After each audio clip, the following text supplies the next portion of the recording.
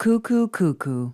Exterior, lake, night. A strong wind roughs up the water in a lake. Storm coming. An old dock in disrepair. We take a dirt path from the dock through the woods to an old and small lake house, also in disrepair. A full moon, but scant moonlight reaches the house because of so many trees. Interior, lake house, cellar, night. Just enough moonlight through windows at ground level to see 3 rats asleep on a dirty towel on the dirt floor. Interior, lake house, living room, night. Spare furniture from the 50s. On a wall, a folksy signboard, a crude painting of a lake, and the warning, "What happens at the lake stays at the lake." Realtors would call it a fixer-upper. Walls, ceilings, and floors made of wood and needing paint. Wall planks and floorboards have warped, creating gaps on walls and ceilings, on floors, and where walls meet floors. Dark and dreary, musty. On a wall, a framed photo of a young Austin Grimsby on the cover of Investment World magazine, with the headline, "Grimsby Wealth Management does it again." In a chair, Austin Grimsby, 65, with a book and a drink. He's tall, fit, handsome, distinguished-looking, full head of gray hair. He looks like a dependable man, a man you can trust, a man you want on your side, investing your money. Ring, the doorbell. Grimsby walks to the door, opens it for Jimmy Doyle, 38, boyishly handsome, athletic body. Jimmy, great to see you. Come in. Hi, Mr. G.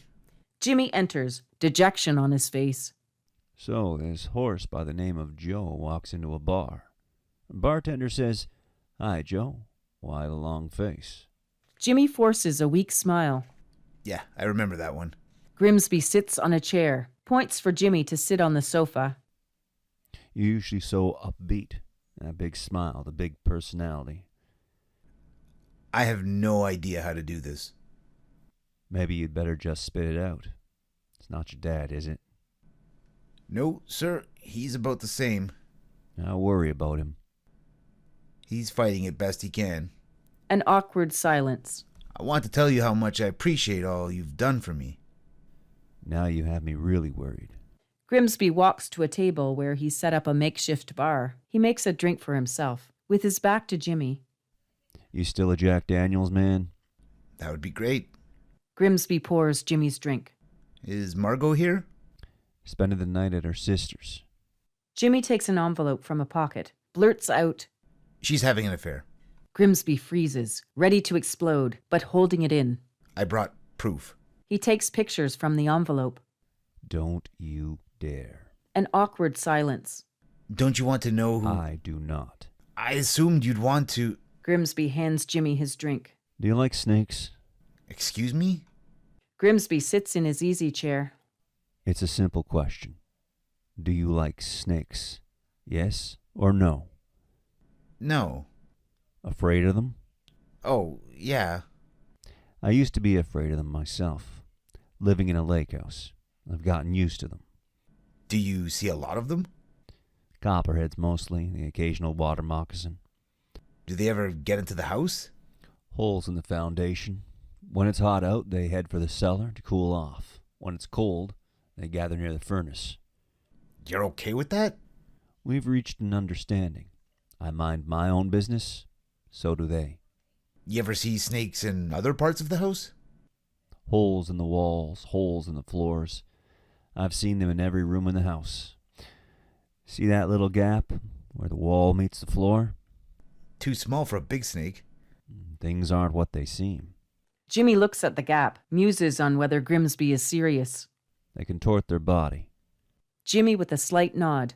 But I love this old lake house, my special getaway. None of the frills of the outside world. That's for sure. Get away from the reporters and all the hoopla from the trial. When was the last time you saw a snake in the house? Yesterday, a big old water moccasin poked his head out of that sofa you're on. Jimmy hops off the sofa. Whoa. He hurries to sit in a wooden, straight-back chair. I call that big fella King Arthur. I have no idea what he calls me behind my back. What happened? He stared at me and opened wide. Grimsby crooks his arm, thumb and fingers spread wide, poised to strike. Got that white cotton mouth. Why King Arthur? When he approaches, the other snakes step aside. "Good to see you, Your Highness." "After you, Your Majesty." They have that same understanding I was talking about. They mind their own business. King Arthur just goes on his merry way. Ever see him kill another snake? Kill them and eat them. What happened yesterday after you saw him on the sofa? After a time, he slithered down and off he went, probably looking for his supper. Rats? Lake rats. After a good meal, I might not see him for a week. Where'd he go? Toward the kitchen. You follow him to see... No, we mind our own business. Does that make good sense to you? But things happen. You could step on him in the dark, he'd strike.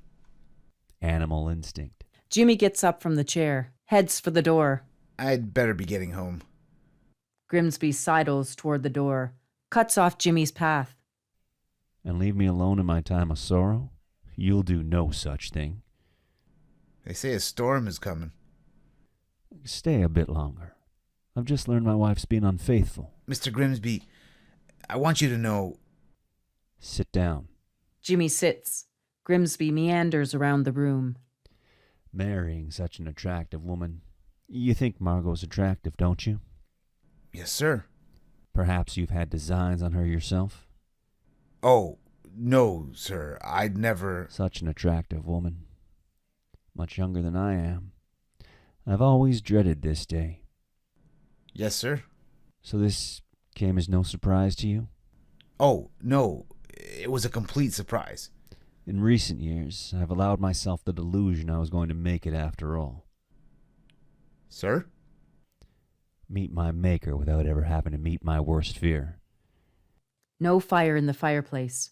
Grimsby gets up, goes to the mantel above the fireplace. Next to a statue of Jesus, a trophy. Grimsby takes the trophy, caresses it. Did I ever tell you about the time Margot and I won a dance contest? At the Olmsted County Fair. Wistful, Grimsby holds the trophy to his chest, as he would a dance partner. Slow dances the trophy around the room. 20 couples. One by one, the judge taps them on the shoulder and they drop out. Next thing you know, Margot and I are the only ones still dancing. First place.